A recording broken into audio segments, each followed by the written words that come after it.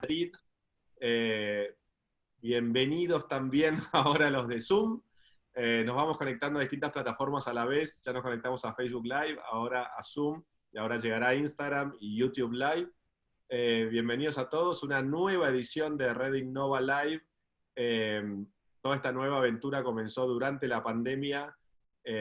Antes hacíamos estas grandes conferencias en el plano físico, y con la pandemia comenzamos a hacer estos lives y bueno, por todo están acompañando muchísimos amigos y amigas Red Innova. Vamos ahora, si nos esperan un segundo, probamos me voy a Instagram. Ari, bueno, estoy aquí con Ariel Arrieta, que ahora lo presento como se merece, pero vamos al live de Instagram. Entonces, a ver si... cuando yo aprieto aquí, al story, me voy a live, un segundito, y ahí voy a live, y lo que va a pasar es que vos me tenés que pedir, ahora estoy live. Hola, ¿qué tal? Amigos de Instagram, estamos a la vez conectados por, bueno, Zoom, Facebook Live, YouTube Live.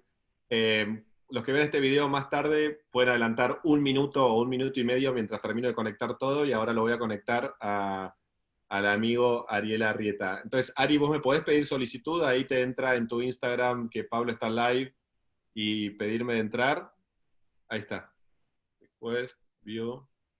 A ver si estás. Sí, ahí está. Espera, ahí va. Ahí digo que sí. Add. Entonces ahora, si todo sale bien, se van a ver las dos pantallas nuestras en simultáneo. Genial. Listo, ya estamos también. Hola, Buenísimo. Instagram. Ahora estamos con Ari por Instagram. Estamos por Instagram, por Zoom. Ahí está. Listo. Instagram, Zoom, Facebook Live y YouTube Live. Y también todo lo que vamos a hablar ahora va a estar también en Spotify en formato podcast. Así que ahora sí. ¿Faltó YouTube? ¿Cuál faltó? YouTube. YouTube. Sí. Está en YouTube también. Ah, ok. Entonces, TikTok faltó entonces. Ah, sí, en TikTok. Y sabés que hoy hice un live y hoy me entrevistaron a mí, y como que este es el cuarto live que hago en el día, uno para el BID en Washington, otro que uno que me entrevistó, un amigo, y bueno, y otro más, pero que lo hice más de cosas más espirituales, de meditación. Pero total que el que me entrevistó también, un chico súper joven de 20 cortos, que también fue en vivo por Twitch. Twitch está arrasando también, aparentemente. Twitch está buenísimo. Sí. Sí, así que bueno. Bueno, bienvenido, Ariel Arrieta. Estamos acá con un buen amigo, hace más de 10 años yo creo que nos conocemos. Ari, sí, bastante más, desde José Ignacio creo que fue la primera Bastante vez. más. Sí, es verdad, sí. Qué pena que hayan pasado tantos años, pero bueno. 12, 13, 14. Me acuerdo que acababas de vender tu empresa a Fox. Eh, eh, si te parece bien, bueno, bienvenido, y nos hacemos como una presentación, pero también contanos un poco esa trayectoria tuya, que seguramente puede ser inspiradora y puede traer nuevas ideas a los que nos están escuchando. Genial. Creo que tenemos un delay. A ver, dame Ah, un no, pero segundo teníamos que que... bajar. ¿Vos bajaste la compu o no la bajaste? Sí, bajé, pero Yo me olvidé, a ver si espero que no esté acoplando. lo que me estaba pasando es que, más que el acople, es que necesito switchar el audio porque se escucha más rápido por Zoom que por Instagram. Entonces, dame 2 segundos que cambio el... Pero no sé si conviene eso, porque si, bueno, no lo sé. Arrancá, Ahí sí. estamos. A ver. A ver. Sí, el pequeño delay que en Zoom se escucha un poquito antes que en Instagram. Sí, Bueno, porque el Zoom se un poquito antes que en Instagram. Bueno, va a parecer que estamos doblados en nuestro idioma. Pero arranca Ari, Sí, porque sorry. estamos en live. Dale. Justamente, gente que se dedica a la tecnología, casa de herrero, cuchillo de palo. Puede fallar. Mi historia. A ver, a los 12 años me regalaron una computadora y entonces ahí supe qué quería hacer cuando sea grande. Quería trabajar con computadoras. Fui muy geek y antes de que Internet comercial salió en el 95 y yo ya tenía como modems y me conectaba a lo que eran los BBS. Y estamos hablando de la prehistoria, es como decir qué pasaba antes. Entonces, cuando vino Internet comercial, yo ya tenía cuenta de Internet por un modelo que se llamaba UCP. Y estaba conectado a una red que se llamaba Fidonet, que yo creía que era mucho mejor que Internet, y obviamente estaba equivocado. Pero eso me permitió empezar a trabajar en empresas de Internet justo al comienzo, al principio en el área técnica, después en el área comercial. Y con todo lo que vino con Internet, vino esta explosión de emprendedores y de la nueva economía en ese momento. Y en el 99 todo el mundo quería invertir en empresas de Internet, y porque Patagon salió en la tapa del diario Clarín diciendo que levantaba 40 millones de dólares, que no era nada en ese momento para lo que con la perspectiva de hoy, pero en ese momento era como un montón. Y eran esas compañías que no se entendían bien qué hacían, cómo ganaban dinero, porque Patagon no facturaba nada y tenía pocos clientes, y lo comparabas con cualquier broker de, de acciones del mundo físico, y no existía. Y así todo levantaba, tenía inversiones gigantescas.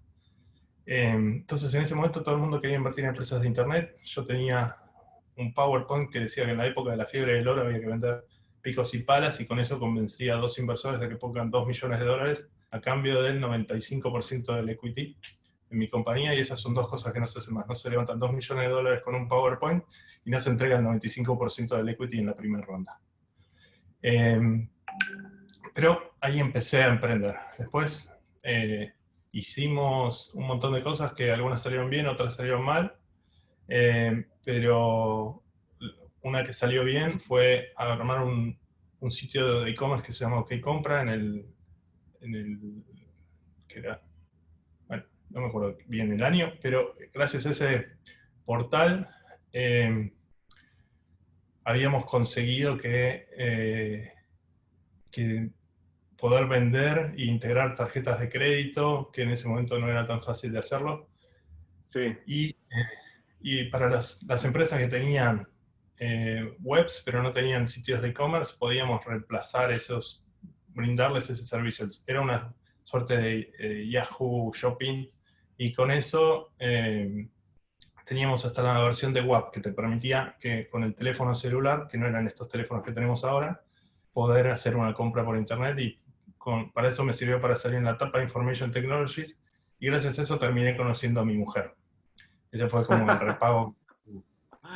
Pero ¿por qué gracias a la salir la tapa? ¿Qué tipo se convirtió en groupie, en fan tuya? ¿Cómo fue? No, lo que hicimos fue, yo le mandé un mail a todos mis amigos diciéndole que había salido en la tapa de esta revista, no sé, 7 amigos con los que salíamos, y una amiga me fue a comprar la revista y se lo dio a la que hoy es mi mujer, y le dijo: te tengo que presentar a este chico. Y esa fue la primera impresión que tuvo de mí. Por supuesto, súper estándar. Y gracias a eso, nada, pues terminamos saliendo, conociéndonos, y tenemos 2 hijos.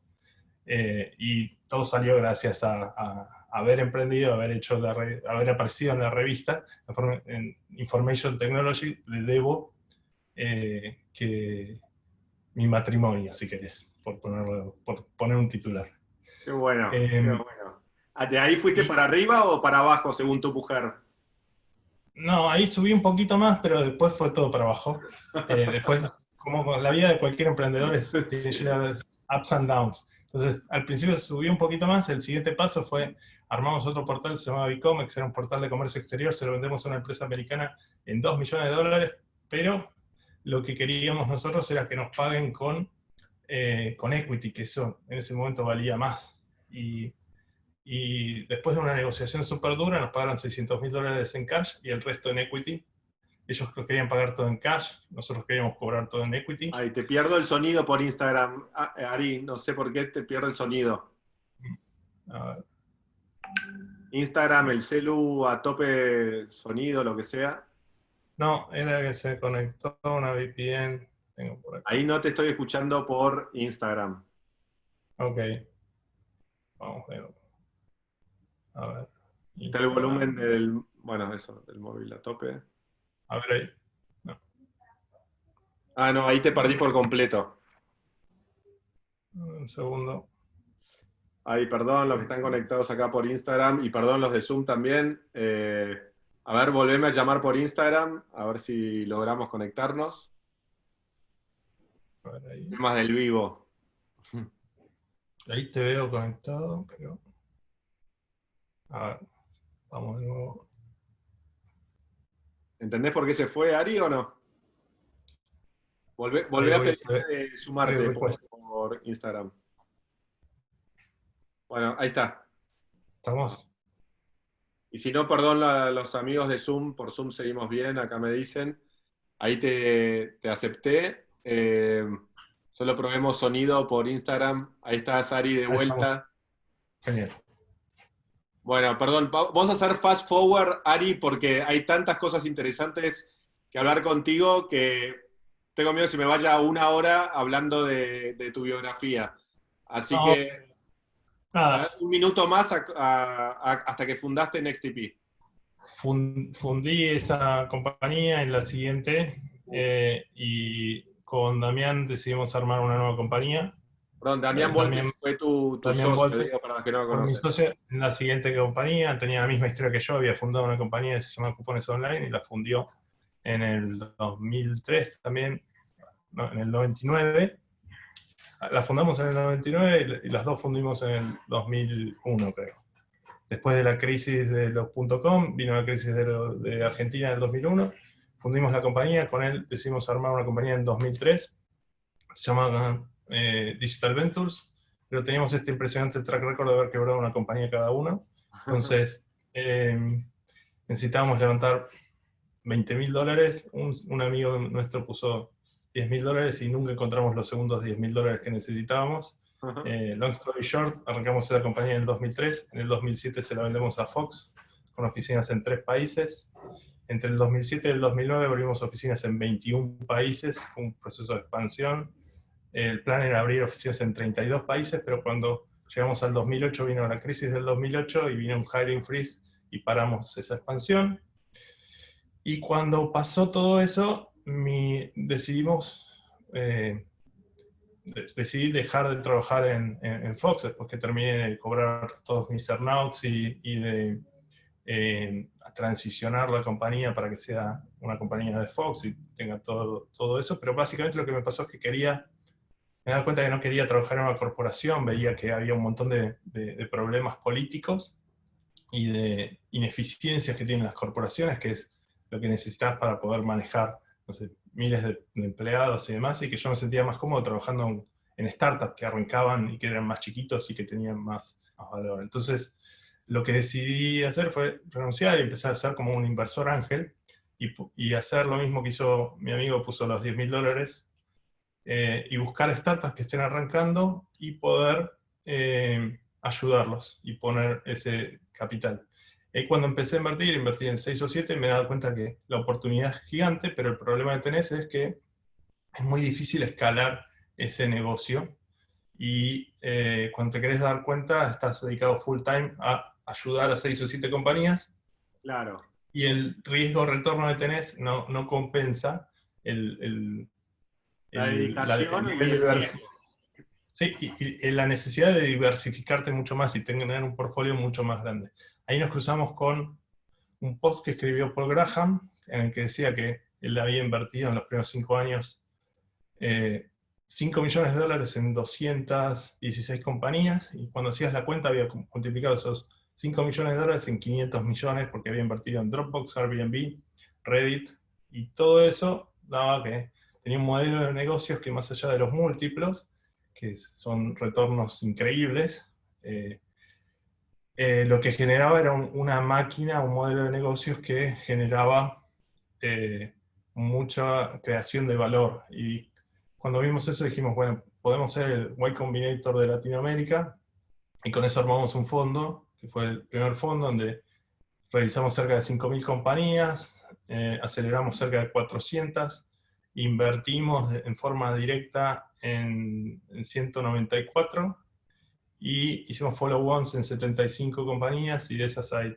como 40 compañías que creemos que van a valer más de 100 palos, hay 5 compañías que creemos que van a valer más de 1.000 palos, y hay una que ya vale más de 1.000 palos, que es OutZero, y fuimos el primer inversor en esa compañía.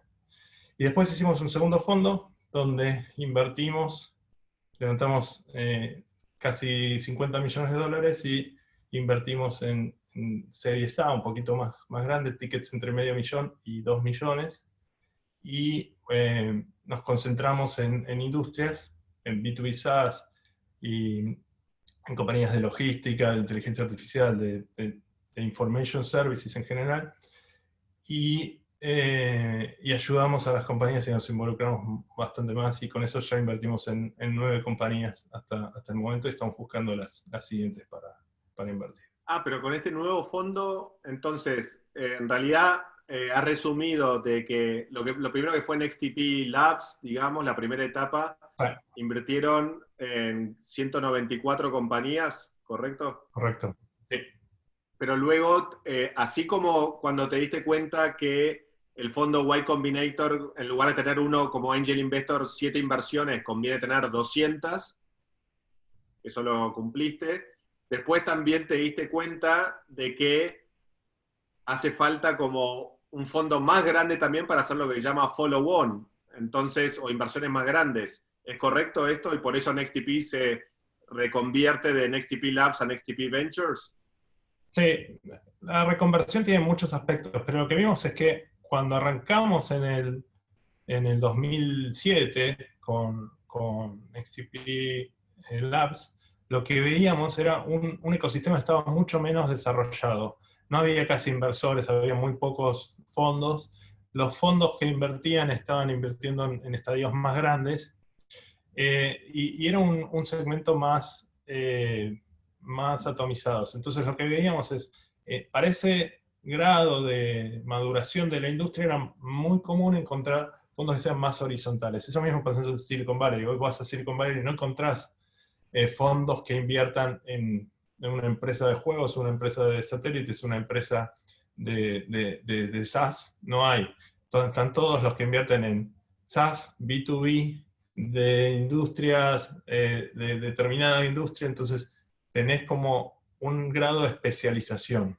Y en la región, en los últimos años, fue pasando un poco eso. Pasamos de un segmento súper horizontal a encontrar segmentos verticales. Entonces lo que hicimos fue acompañar esa industria, ese movimiento en la industria, y vimos que había como más oportunidad en hacer fondos más tradicionales que los de seed, y después tuvimos tanto Y Combinator como 500 Startups como NextTP tenían como este modelo de super fragmentación, y esa fragmentación algunos lo llaman spray and pray.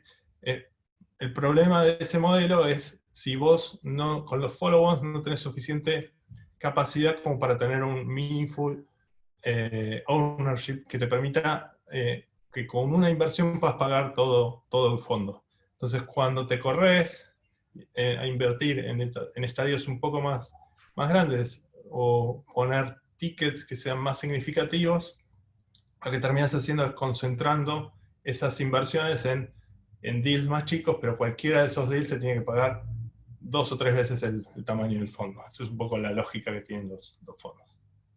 Ok, perfecto. Entonces, en esta nueva etapa, como Ventures, ¿cuánto dinero han recaudado? El segundo fondo tiene 50 millones de dólares, aproximadamente. Ok. Y hay algo muy relevante para todos los que están escuchando, que así como todos levantan capital o quieren financiar su empresa con inversores, en el fondo vos también conseguís inversores que confían en vos, como que tu ojo y tu análisis, y el tuyo y de tus socios y todo el equipo que tenés, puedan identificar, confiar en vos, en tu criterio, para identificar a los mejores startups. Entonces, el tema ese del fundraising que es tan relevante, lo tuyo es un nivel todavía más complejo, que es recaudar esos 50 millones de distintos inversores. ¿Cómo es una negociación o una presentación con ese tipo de inversores? A ver, cuando hicimos el primer fondo, lo que nos pasó fue que teníamos track record como emprendedores, pero no teníamos track record como fund manager. Entonces, cuando íbamos a golpear la puerta de los inversores institucionales, sentíamos que no nos creían o no teníamos las credenciales necesarias para hacer eso. Y esto es el huevo o la gallina. Vos querés ser un fund manager, pero no te dan para tu primer fondo, entonces ¿cómo rompes ese ciclo? La forma que encontramos de hacerlo en el primer fondo fue armar una especie de crowdfunding donde fuimos a pedirle dinero a poca gente, a un montón de gente, pero poco dinero, que no sea significativo y que creyeran en nosotros. Entonces lo que terminamos haciendo fue levantar capital de emprendedores que nos conocían y que sabían que no era... que lo que queríamos hacer tenía sentido y que teníamos la capacidad para hacerlo, y tuvieron un voto de fe. Y con eso levantamos los primeros 2.5 millones de pibes como Alex Oxenford, como Marcos Galpelín, como Mariano Suárez Batán y Pato Yutar, que justo acaban de vender su compañía de juegos, que después los terminamos invirtiendo, el fondo terminó invirtiendo también en Mural, y montones de emprendedores, güenses, gente que había hecho cosas en la región. Entonces, y que creían en nosotros. Con eso levantamos 2.5 millones y Susana García Robles, que en ese momento estaba como cabeza del BID, del BID FOMIN, hoy se llama BID Labs, fue la primera inversora institucional que confió en nosotros y nos ayudó, nos puso el capital de un inversor institucional. Con ese voto de confianza y con ese stamp of approval de que el BID invirtió en nosotros, nos sirvió para convencer en Chile a Corfo que ponga $10 millones, en México a INADEM y otros family offices, y con eso cerramos el primer fondo. Ese fue el primer laburo del primer fondo. El segundo fondo lo levantás en base al track record que hiciste.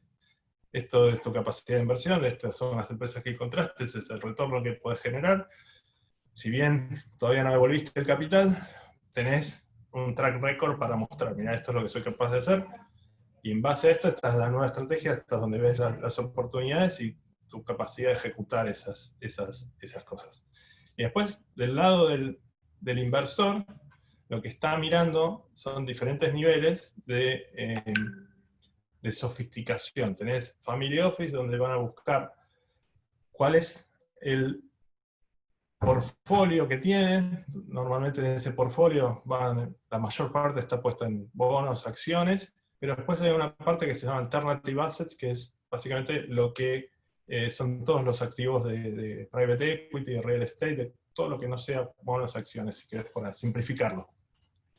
Entonces, en esa categoría vos competís contra otros activos y lo que haces es generar una allocation. Competís con cuánto es ponerle un fondo de venture capital en la región versus un fondo de private equity en Europa. Entonces, vos lo que tenés que mostrar es que esta oportunidad es mejor que algunas otras y poder probarlo con el retorno. Pero el diálogo con ese family office tiene que ver con entender cuál es la allocation que va a tener y cómo tu estrategia encaja en una estrategia mucho más grande y más diversificada. Y después tenés otras categorías que son inversores institucionales, donde tienen una lógica similar, pero tenés algunos que buscan, no sé, por ejemplo, inversores de impacto, que además de generar impacto económico, puedes generar impacto social. Entonces tenés que mostrar cuáles son tus métricas también de impacto y en qué estás buscando invertir y demostrar cómo tu estrategia encaja en un paraguas de estrategia de otros tipos de inversores que están tratando de lograr otras cosas con su capital. No sé, el endowment de una universidad es distinto de un family office o de un fondo como Pero, ¿y el IC has lidiado con todos ellos, digamos? Sí. ¿Has tenido inversores de todo tipo? Sí, no todos los que me gustaría tener, pero definitivamente estamos acá porque tenemos esos inversores y gente que confía en nuestra capacidad de encontrar emprendedores y ayudarlos, y algunos tienen objetivos muy claros económicos, otros no solo económicos, sino también de impacto o de desarrollo de ecosistemas. Bien, yo comento una cosa que es que en realidad ahora no es que estamos en el 2020, sino que estamos en el 2022, porque según todas las tendencias, lo que está sucediendo hoy en el mundo iba a suceder en el 2022 o 2023. Entonces lo que nos está pasando es un poco como en la película Volver al Futuro, es decir, está sucediendo hoy cosas que van a suceder antes. Es decir, con la pandemia, estos últimos 4 meses creció exponencialmente el uso de herramientas tecnológicas. Eso sucedió que la adopción que pensábamos que iba a suceder en 2 años, o 3 o 4, depende de la industria, están sucediendo hoy. Entonces, ante este nuevo panorama, incluso creo que es mejor crear una startup o pensar una idea hoy que hace un año atrás, porque si estás en julio de 2019 tenés unas predicciones y proyecciones que probablemente no se cumplieron si eran empresas que dependían mucho del mundo físico, y sí se cumplieron si eran startups para trabajar en remoto, educación, herramientas que faciliten esta nueva vida post-COVID. Entonces, en ese panorama, ¿cuáles serían las tendencias que ves? Y no solo las tendencias, sino como hablamos antes de comenzar, ¿cómo irías más en profundidad en esas nuevas tendencias que están sucediendo hoy por hoy? A ver, tendencias, este título de nuevas tendencias es raro. Lo que hay es, las tendencias venían manteniéndose, algunas se aceleran y otras se ralentizan. Entonces, cuando hablamos de tendencias, lo más importante es entender cuáles son, en qué te afectan esas tendencias y cuáles son los valores que están en conflicto todo el tiempo. A ver, respondiendo, hay como una respuesta corta y una respuesta larga. Si vamos a la respuesta más o menos larga, es que todas estas tendencias van a generar oportunidades a partir de acelerar alguna parte y atrasar otra. Y esto lo que se genera es que todos estos nuevos productos que vamos a ver, que aprovechan estas tendencias, no solo son más rápidos, más fáciles y mejores o más baratos, sino que se produce una sustitución de la forma de hacer una cosa con una nueva. Y esa nueva sustitución de ese genérico va a generar limitaciones, y un caso que podemos citar es el de educación. Hoy, o healthcare, por ejemplo. Por ejemplo, en educación, hoy, a partir del COVID, lo que estamos viendo es, vos ibas al colegio, ahora en vez de ir al colegio, tenés que aprender con un Zoom. Y eso genera una manera que tiene algunas cosas que se mejoran, que podés aprender de otra manera, pero básicamente cambia la forma de aprender. Hay cosas que aprendías mejor y vas a ver cosas que vas a haber perdido. Y ese proceso de sustitución viene con limitaciones.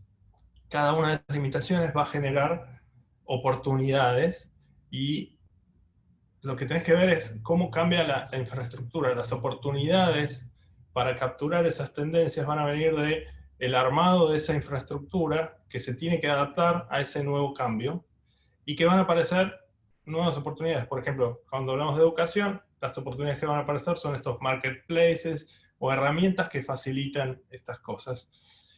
Y en ese proceso vas a ver cosas que vas a ganar y vas a ver cosas que vas a perder. Esas cosas que vas a ganar te van a permitir esta sensación de la adopción de tecnología que estamos viendo hoy, y esto que decías vos, que lo que tiene que pasar ahora es lo que iba a pasar dentro de 2 años, porque esa aceleración de ese proceso de adopción, de digitalización del proceso educativo, se aceleró y se comprimió, y vino con todos sus pros y contras. Entonces, lo que va a permitir es que va a haber oportunidades que van a aparecer por el uso de estas herramientas, y va a generar espacios para llenar el agujero que estas herramientas no están teniendo. Y y ahí es donde aparecen los modelos de negocios que podés aplicar para que emprendedores como vos armen un negocio y se conviertan en una compañía multibillion dollars company. Correcto, qué buen punto. Y contanos, Ari, de las empresas, startups que tienen el portfolio, me imagino las últimas semanas de marzo con toda esta crisis o esta reinvención que hizo el mundo, pero una startup que tiene un capital o limitado o que ya tiene todos los costes medidos, me imagino que ustedes salieron a ayudar, dar consejos, mentoría, ayudar en funding a muchos startups, porque fue como una ola que nadie vio venir.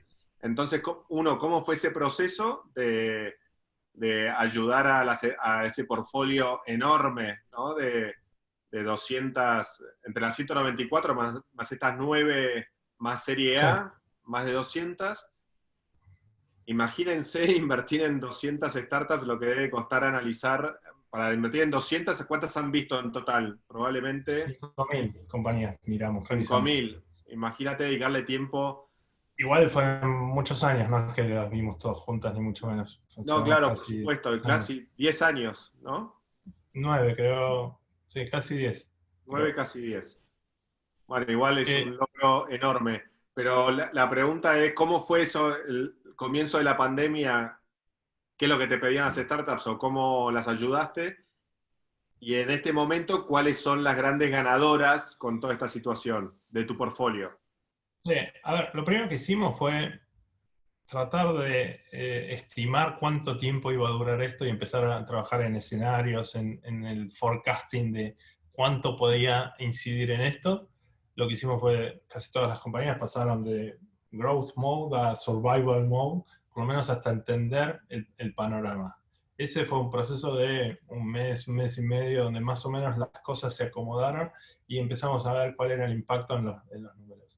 Y eso, si querés, el portfolio, más que nada del segundo fondo, pero en general de todo, tenés un 70% de las compañías, la primera mayoría, que les pegó entre un 5 y un 30% de reducción de costos. Por suerte, la segunda reducción de costos no, de ingresos. Por suerte, nos estamos reenfocando, el fondo 2 están más enfocados en compañías B2B, que son menos susceptibles al impacto. Después tenés un 15% de compañías que se vieron súper afectadas y que, no sé, por ejemplo, compañías que trabajan en el sector de retail, que les pegó terriblemente porque sus clientes también les pegó. Y hay unas pocas compañías, también 10-15%, donde esas compañías crecieron lo que iban a crecer en 3 años, lo crecieron en 3 meses. Y un ejemplo de eso, por ejemplo, es una compañía que se llama Cangu en Brasil, que básicamente tiene pick-up points y es una solución de logística de última milla, que tenían 1.500 puntos, y de esos puntos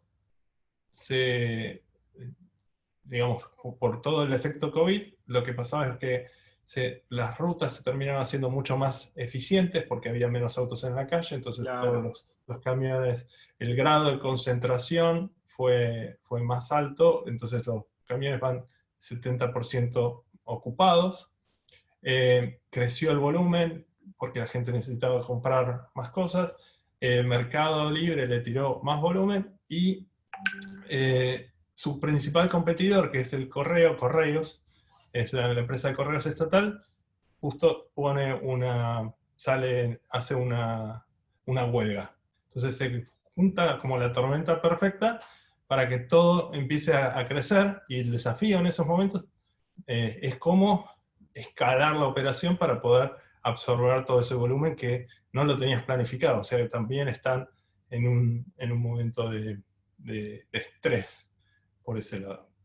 Y básicamente esa fue como la primera etapa de las compañías, tratar de establecer cuál es el impacto que vas a tener y después asegurar capital. Lo que pasó es que todos los fondos, lo que hacíamos era no mirar compañías nuevas y concentrarse en el portfolio actual, y el problema son las compañías que necesitan ir a ver inversores nuevos. Entonces, el efecto que terminó pasando es que las empresas que tenían buenos inversores en el cap table, se generaron rondas internas, donde todos volvemos a poner capital, y ayudamos que esa compañía se sostenga, para que puedas transicionar, y cuando los fondos empecemos, ya estamos todos mirando compañías nuevas, poder establecer esa relación. Otro efecto que genera eso, bueno, el efecto que genera es que las compañías que tienen buenos inversores pueden levantar capital, las compañías que no tienen buenos inversores o que no tienen capital, inversores que puedan seguir poniendo capital, están en una situación mucho más débil y más frágil.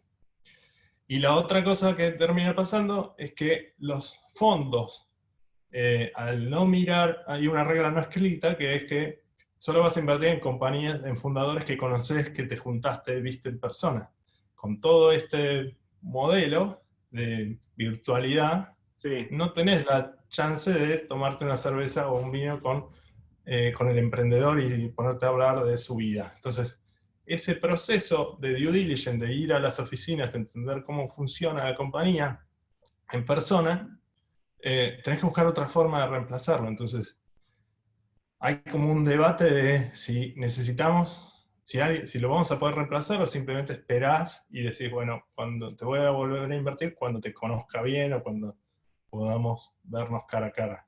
Entonces, lo que era una regla no escrita, pero súper dura de muchos fondos, termina siendo algo que estamos todos flexibilizando y tratando de encontrar la manera de llenar ese gap que decíamos antes de esta virtualidad que te acelera poder tener muchas más reuniones, pero te estás perdiendo algo. Eso que te estás perdiendo es súper valioso, porque vos como fondo invertís en personas que tenés que entender la motivación, la forma en que va a resolver problemas o resolver conflictos, y hay una parte muy sutil que tiene que ver con establecer relaciones personales y generar confianza desde el inversor hasta al emprendedor, y encontrar esa química.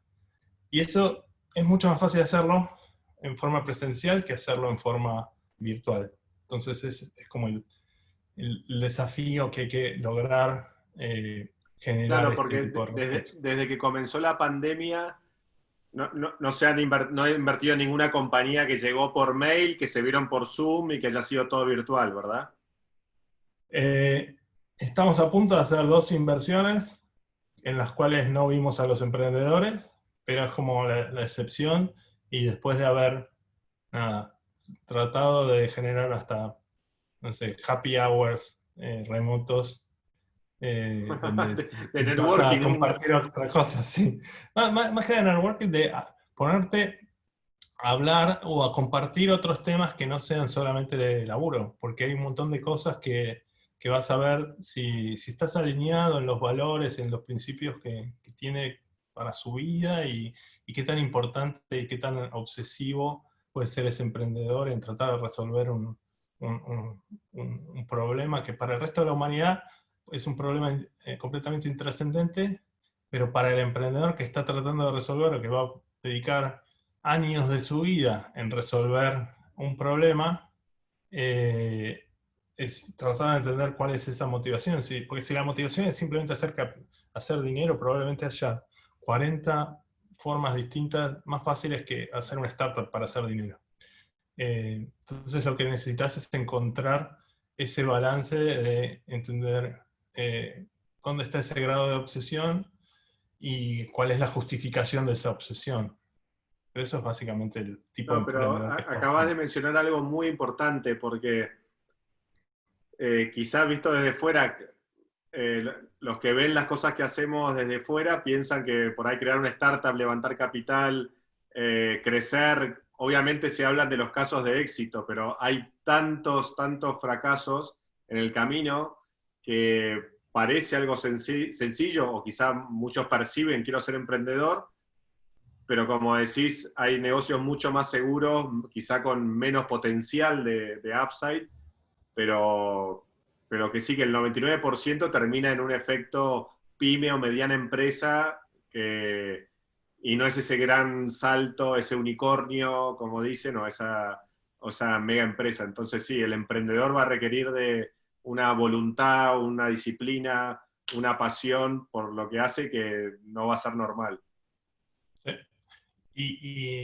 Y un compromiso, compromiso con la idea, compromiso con sus socios, con su familia para poder hacer eso, y esa es como la primera etapa.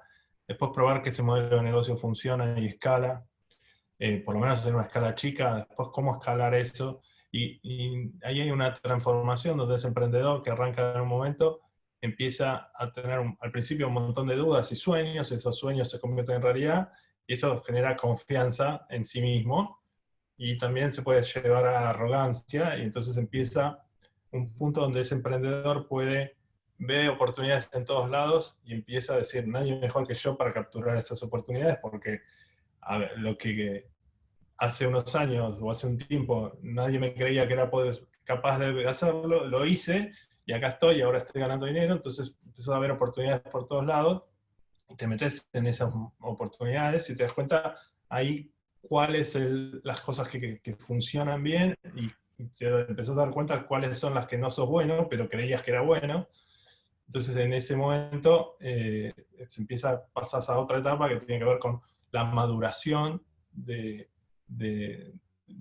vos como emprendedor y de la empresa, donde definís qué querés ser cuando seas grande, y es como un proceso de, si querés, de adolescencia, donde tenés todas las oportunidades y empezás a definir mejor cuáles son las que querés y cuáles no. O, si querés, como otro ejemplo que tal vez te suene más, es cuando tenés la crisis de los 40, cuando decís, ya no voy a poder tocar con los Rolling Stones, bueno, tal vez con los Rolling Stones sí, pero porque están muy grandes, pero no voy a poder jugar en la selección de fútbol y, ¿sabes? No sé, tocar un concierto para millones de personas. Entonces decís, bueno, ok, si bien tendría capacidad para hacer un montón de cosas, tengo que elegir cuáles voy a hacer bueno y qué escalar. Vos me estás diciendo que no tengo chance de jugar a la selección ni No, dar un concierto para millones de personas. ¿Me está diciendo por no. primera vez alguien me lo dice en este momento? Sí, asumilo, ya estás en la crisis de los 40. Bueno, no, dale, está buenísimo la analogía, porque el momento que te das cuenta que eso ya no es posible, ¿qué significa? ¿Como reajustar las expectativas o Ajustar y a ver, qué vas?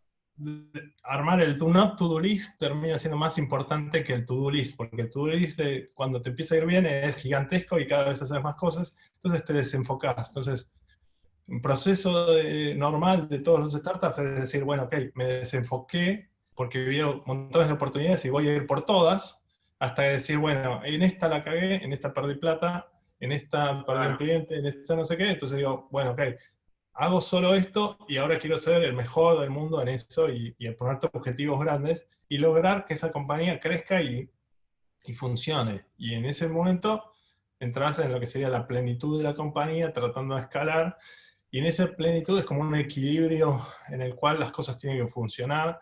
Y una metáfora que usamos es, por ejemplo, que tiene que ser como las cuerdas de una guitarra, donde cada una de esas cuerdas es, no sé, finanzas, ventas, marketing, legales, recursos humanos, y más que esa cuerda esté afinada en la nota correcta, lo más importante es la armonía que hay entre las cuerdas.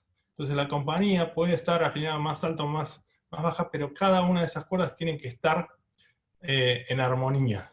Entonces, cuando tenés, no sé, el área de finanzas, que dice, no, queremos, los procesos tienen que ser de esta manera, porque es el estándar del mercado y del estándar mundial, y toda la compañía trabajando en otra frecuencia, no importa tanto para que el sonido que salga, si la frecuencia está exactamente en el grado correcto, si no, importa la relación entre una cuerda y la otra. Entonces, la armonía la vas a encontrar cuando busques todas estas áreas trabajando en forma más o menos coordinada. Y ahí es cuando la magia ocurre, y la empresa tiene su forma de hacer las cosas, que puede ser distinta a otras empresas, pero funciona. Y esas son las compañías que pueden escalar y crecer. Bien, bien, qué buen punto ese. Y, y entonces ahora, ponele, Ari, que vos tuvieses 26 años pero con toda la experiencia que tenés en tu trayectoria y en tu vida, tendrías 26 años en el año 2020. ¿Qué proyecto? Bueno, ojalá, así como no existe la máquina del tiempo y todo esto de volver al futuro, así como yo no voy a ser futbolista de la selección argentina ni española, que técnicamente podría elegir, o ellos me podrían elegir. Vos tampoco vas a dar 26, lo siento mucho, pero si tuviese 26, ¿qué mirarías con esa curiosidad y con esa energía y con toda la experiencia que tenés a día de hoy? A ver, probablemente trataría de buscar oportunidades en el mercado de B2B. Me parece que hay un montón de cosas por cambiar. Me parece que el segmento, por ejemplo, de logística es una oportunidad donde no va a venir mucha gente de afuera a resolver esos problemas, los tenemos que resolver localmente y podés armar compañías que pueden escalar y ser billion-dollar companies. Las oportunidades hay un montón, pero me concentraría en B2B, que es más fácil de generar negocios. No es más fácil, es menos difícil. Exacto. Que lograr cosas en el mundo del B2C, es menos capital intensivo, generas revenues recurrentes, hay como, está muy adaptado, los pasos que tenés que dar, el playbook está para cómo generar, ganar cuentas, escalar. Me parece que hay un montón de oportunidades en ese mundo que van a generar compañías de billion-dollar companies y potenciales unicornios en toda la región, sin tener que salir a competir con Silicon Valley o con otros mercados, que es 10 veces o 100 veces más difícil de generar esa competencia. Me parece que Latinoamérica hoy tiene ese equilibrio donde hay oportunidades, hay mercado, hay capital, especialmente en Brasil. Me parece que en los últimos años Brasil se despegó del resto de la región, le ganó en la evolución al resto de los países por mucho. Es donde hay oportunidades más grandes, donde el capital está disponible, pero más allá del capital, la evolución de los emprendedores y del ecosistema en general tiene un nivel que no está en el resto de Latinoamérica, ni siquiera en México, o ni hablar en Argentina, pero en Colombia tampoco. Me parece que hay un nivel de evolución. Entonces, no sé exactamente qué es lo que haría, pero probablemente sea algún negocio relacionado con B2B, probablemente tal vez logística. Me parece que estamos viendo mucha operación, muchas oportunidades, y definitivamente estaría arrancando para hacer algo en Brasil. Ese sería como... Ah, sí. Ah, mirá, tan claro Brasil con respecto a otros países de América Latina. Sí, porque además si te va bien en Brasil, es como con agregar todo el resto de los países de Latinoamérica, no llegas a comparar lo que vas a hacer con Brasil. Entonces, probablemente cueste más, pero si te va bien en Brasil, es como ya tenés 50% del mercado ganado. Y quizá lo decís con una mentalidad o con una sangre emprendedora argentina, en el sentido que, curiosamente, no tantas empresas de Brasil han salido al resto de América Latina con éxito, lo cual es muy curioso. Sí, igual eso está cambiando. Hay ves montones de compañías que, digamos, hace unos años sí, era definitivamente Argentina, había muchos más emprendedores argentinos yendo a Brasil que brasileños saliendo de la región. Pero hoy hay Gympass, hay Nubank, hay un montón de compañías que están saliendo de emprendedores de Brasil. Tenemos algunos, no sé, CargoX, que es un argentino que está haciendo una compañía en Brasil, que es un Uber de camiones. Contanos de ese caso en particular que es súper interesante. ¿Cómo es la historia de ese emprendedor, tipo de Argentina, que se fue a vivir a Sao Paulo y qué pasó? No, primero fue un pibe que hizo su carrera corporativa en JP Morgan, trabajó en España, y después vino a Argentina, volvió a armar una compañía con la visión de ser una compañía que se llama Mercado Transporte, en la cual le invertimos, y después se dio cuenta que le tenía que cambiar el nombre porque competir con Mercado Libre en transporte, pero armó la compañía en Argentina, se expandió a Chile con Startup Chile y después abrió en Brasil. Cuando llegó a Brasil, cerró Argentina, cerró Chile y se concentró en hacerlo bien en Brasil. Hoy es una compañía que Pero para contaros a qué se dedica exactamente.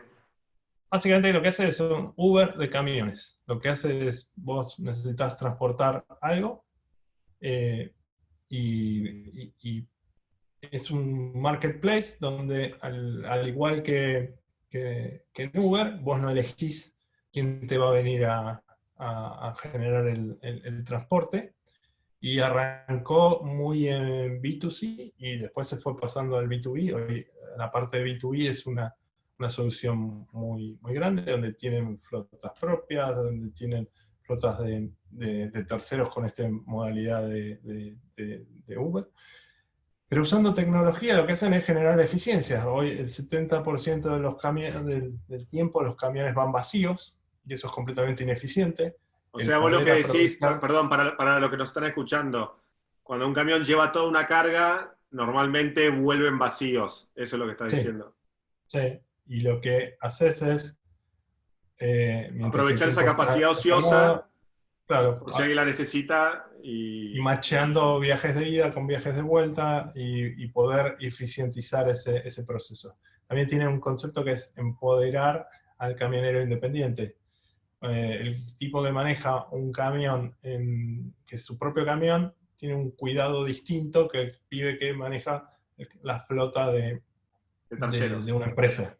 Entonces, si ese pibe choca o le pasa algo en el coso, no se queda sin laburo. El que tiene su propio camión cuida de otra manera el camión y hace que trabaje de otra manera, especialmente en las rutas de Brasil, donde eso no es algo tan habitual que pase. Entonces,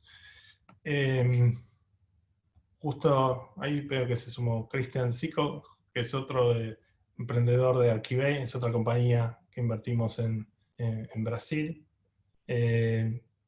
Básicamente, volviendo al punto, Brasil está generando estas oportunidades donde podés lograr esta escala, donde estas ineficiencias que tiene el mercado se puedan resolver y escalar muy rápido en un mismo mercado. Y tenés acceso a capitales que no tenés tal vez en el resto de la región, ni hablar en Argentina. Y podés aprovechar esas ineficiencias, ese arbitraje que hay en oportunidades, y tal vez te va muy bien arrancando una compañía en Argentina, pero después si no accedes a las siguientes rondas de capital, tenés como ese crecimiento truncado. Entonces, si vas a emprender desde Argentina, tenés que arrancar desde cero pensando por lo menos en la región. Claro. Y Brasil debería ser algo que tratáis de no limitarlo. Normalmente tenemos la sensación de que hay una barrera del idioma que es completamente real y hay una barrera cultural, pero inclusive en la cultura hay veces es más fácil hacer negocios en Brasil que en México, donde también hay una barrera cultural y donde hay una idiosincrasia y unos tiempos que son distintos. Sí. Entonces, NextDP llegó a abrir oficinas en Sao Paulo. Sí, tenemos oficinas en San Pablo, en México, en Colombia, en Chile.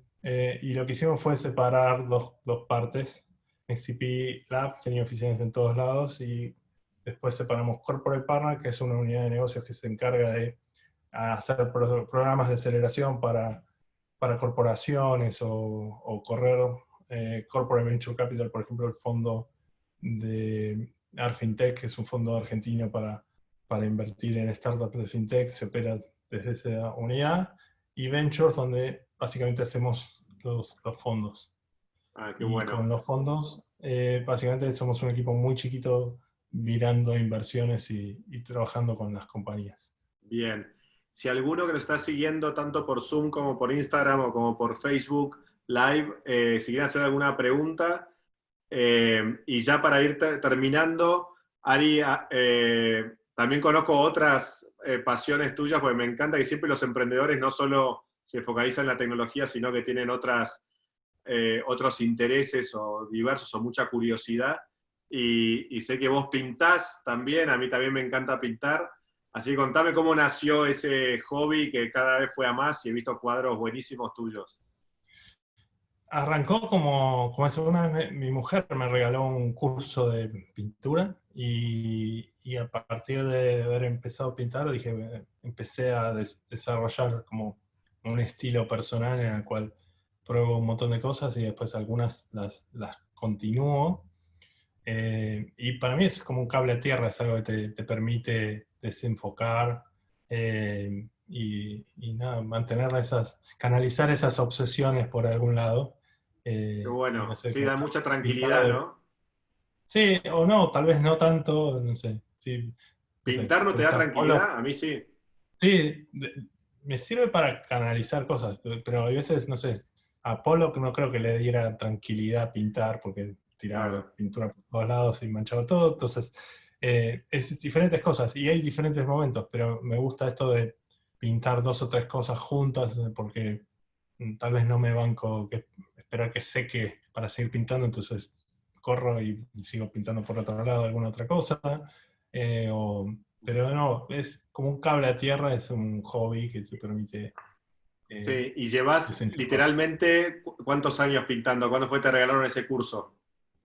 Ya sé, como, sí, 8 o 10 años creo. Entonces, técnicamente, dentro de 10 años podrías estar exhibiendo en el Pompidou o la Tate Modern. No creo que tanto, porque además no le voy a poner la pasión que requiere y para hacer eso debería ser profesional, tal vez, y estoy lejos Bueno, de eso. animate cuando todo vuelva, o cuando todos nos podamos ver físicamente, hacete una expo con todas tus obras, che. Vale, sí. Lo último que hice parecido a eso fue cuando cumplí 40, que ya hace como 5 o 6 años, Sí, me que invitaste, ahí por eso me encanta. puse todos los cuadros juntos y se los regalé a mis amigos. Vos creo que tenés uno también. Sí, sí, sí, qué buena onda. Sí, estuvo lindísimo tu cumple ahí, que era como Costa Salguero, Caix, no sé cómo. Sí, por ahí. Era un salón, Estuvo sí. espectacular, porque se veía el río 2 de febrero, creo. Sí, te acordás muy bien, ¿eh? Yo cumplo el Sí, 31 de enero, entonces era. Sí, sí. lo No sé qué festejaste más el te 2. pasó para que te acuerdes tanto. No sé, bueno, yo sí me acuerdo, pero ay, ay, ay. En fin. Bueno, si te parece bien, ya estamos, digo, porque Instagram se corta cuando cumplimos una hora. Así que muchísimas gracias, Ari.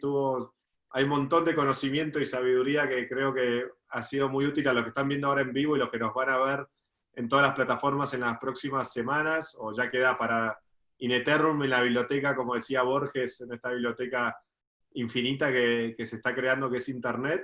Así que muchas gracias a vos, muchas gracias a todos los que están No, por favor. escuchando. Cualquier sugerencia de speakers, de contenido, cómo podemos mejorar, mi email es pablo@redinnova.com, así que bienvenido a cualquier sugerencia. Y Ari, espero que cuando todo esto pase, poder vernos próximamente en Buenos Aires y quizá en 2021 hacemos una Red Innova aquí en Madrid también y ojalá en cualquier lugar nos Dale, vamos a cruzar pronto. seguro, me encantaría. Te mando un abrazo y gracias a todos.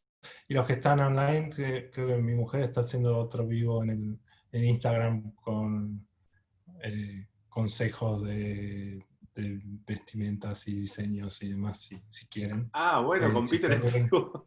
sí, como competimos en vivo, pues se dio así los horarios. Pero bueno. Bueno, gracias Ari, cortamos entonces. Bueno, Hasta gracias. luego. Chao, Chao, chao. gracias. Adiós amigos Instagram.